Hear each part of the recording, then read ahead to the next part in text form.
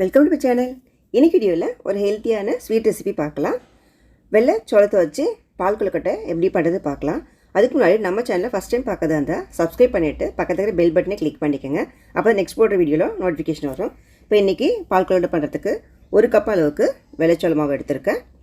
இதுக்கு தேவையான ஒரு பிஞ்சு சால்ட்டு சேர்த்துக்கோங்க. சேர்த்து நல்லா கலந்து விட்டுட்டு 1 கப் அளவுக்கு தண்ணியை நல்லா கொதிக்க வச்சு இதில் கொஞ்சம் கொஞ்சமாக சேர்த்து நல்லா கலரி விட்டு கொழுக்கட்டைக்கு பிசைகிற மாதிரி நல்லா பிசைஞ்சிக்கணும். தண்ணி ஒரேடியாக ஊற்றாமல் கொஞ்சம் லைட்டாக தெளிச்சாப்பில் ஊற்றி நல்லா பிசைஞ்சிக்கணும். நல்லா இந்த மாதிரி பிசைஞ்சு வச்சுக்கோங்க. நம்ம அரிசி மாவில் கொழுக்கட்டை பண்ணுவோம் இல்லையா, அந்த மாதிரி தான். இப்போ இதை சின்ன சின்ன பால்ஸாக நீங்கள் ரெடி பண்ணிக்கலாம்.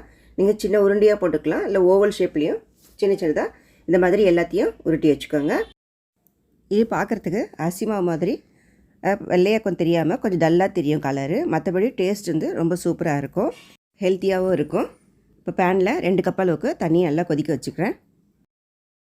அதில் தண்ணி கொதித்த உடனே நம்ம ஏற்கனவே உருட்டி வச்சுக்கிற அந்த பால்ஸ் எல்லாம் இல்லை சேர்த்துக்கோங்க. சேர்த்து நல்லா வேக விடணும். இதுவும் அரிசி மாவு மாதிரி தான். ஒரு 10 நிமிஷத்துலேயே நல்லா வெந்துடும். அது மேலே இருக்கிற நுரையெல்லாம் ரிமூவ் பண்ணிடலாம். இப்போது நல்லா கொழுக்கட்டை வெந்துடுச்சு. செக் பண்ணிக்கோங்க. ஃபஸ்ட்டு ஏதாவது ஃபோர்க் வச்சு செக் பண்ணிவிட்டு இப்போ சர்க்கரையும் ஏலக்காய் தூளும் சேர்க்கலாம். 1/2 டீஸ்பூன் ஏலக்காய் தூள், 1/2 கப்புக்கு கொஞ்சம் குறைவாக சர்க்கரை சேர்த்துக்கோங்க. இதுவே சரியாக இருக்கும். இப்போ நல்லா சர்க்கரை கரையணும்.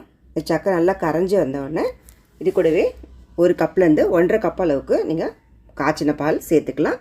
ஸ்டவ் மீடியம் ஃப்ளேமில் தான் இருக்குது இப்போவும். ஏன்னா கொழுக்கட்டை வெந்த உடனே நீங்கள் மீடியம் ஃப்ளேம் வச்சுக்கணும். அதுக்கப்புறமா ஒரு கொதி வந்த உடனே நெய்யில் வறுத்த முந்திரி திராட்சையும் சேர்த்துட்டு நல்லா கலந்து விட்டுட்டு ஸ்டவ் ஆஃப் பண்ணிவிடுங்க. இப்போது சர்வ் பண்ண வேண்டியது தான். அரிசி மாவோட இது சூப்பரான ஹெல்த்தியான பால் கொழுக்கட்டை ரெடி. இந்த ரெசிபி உங்களுக்கு பிடிச்சிருந்துச்சுன்னா லைக் பண்ணுங்கள், ஷேர் பண்ணுங்கள், மறக்காமல் என் சேனலை சப்ஸ்கிரைப் பண்ணுங்கள். தேங்க்யூ ஃபார் வாட்சிங்.